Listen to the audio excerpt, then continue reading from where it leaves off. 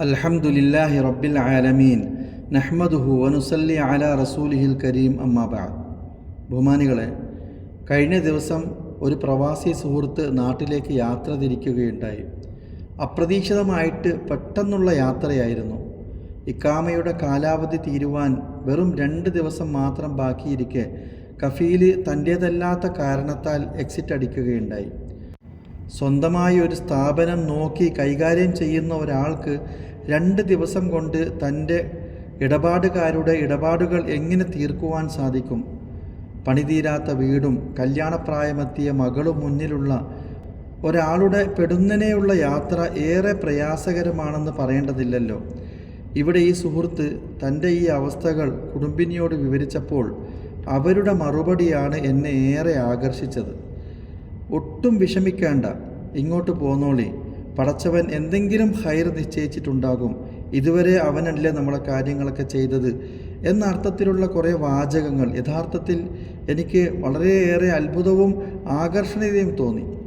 ഇതൊരു സാധാ പ്രവാസി കുടുംബിനിയുടെ സാന്ത്വനമല്ല, കൃത്യമായി തൗഹീദി ആദർശമുള്ള തവക്കുലിൻ്റെ വചനമാണ്. പലരും ഇങ്ങനെയൊക്കെ പറയുമായിരിക്കും, എങ്കിലും പ്രാരാബ്ദങ്ങൾക്ക് മുന്നിൽ നിൽക്കുമ്പോൾ ഇങ്ങനെ തവക്കുലോടുകൂടി സാന്ത്വനപ്പെടുത്തുന്നത് കേട്ടപ്പോൾ മഹദി ഹാജർ ബീവി റളിയല്ലാഹു തആല അൻഹായുടെ വചനത്തെ ഓർമ്മ വന്നുപോയി.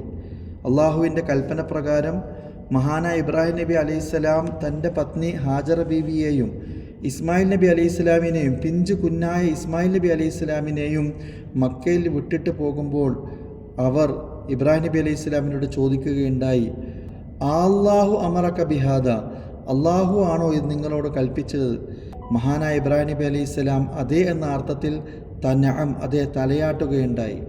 അപ്പോൾ അവർ പറഞ്ഞതും ഇപ്രകാരമുള്ളൊരു മറുപടിയാണ്, ഇദല്ലാ യുദിഅന, എങ്കിൽ അള്ളാഹു നമ്മളെ പാഴാക്കുകയില്ല. ഇതൊരു തവക്കുലിൻ്റെ വചനമാണ്. അള്ളാഹുവാണ് നമ്മുടെ റിസ്ക്കും നമ്മുടെ എല്ലാ കാര്യങ്ങളും ഏറ്റെടുത്തി നടത്തിത്തരുന്നത് എന്നുള്ള ഒരറച്ച വിശ്വാസം ഓരോ വിശ്വാസിക്കും ഉണ്ടാകണം, ഓരോ പ്രവാസികൾക്കും ഉണ്ടാകണം. പ്രവാസി കുടുംബിനികൾ ഇങ്ങനെയുള്ള ആശ്വാസവാക്കുകൾ തരുമ്പോഴാണ് പലപ്പോഴും പ്രയാസം അനുഭവിക്കുന്ന പ്രവാസികൾക്ക് അതൊരു സാന്ത്വനമായി മാറുന്നത്. അല്ലാഹു സുബ്ഹാനഹു വ തആല ഈ യഥാർത്ഥ തവക്കുലോടുകൂടി ജീവിക്കുവാൻ നമുക്കും നമ്മുടെ കുടുംബ സന്തതി പരമ്പരകൾക്കും അള്ളാഹു നൽകി അനുഗ്രഹിക്കുമാറാകട്ടെ. വ ആഖിറു ദഅവാന അനിൽ ഹംദുലില്ലാഹി റബ്ബിൽ ആലമീൻ.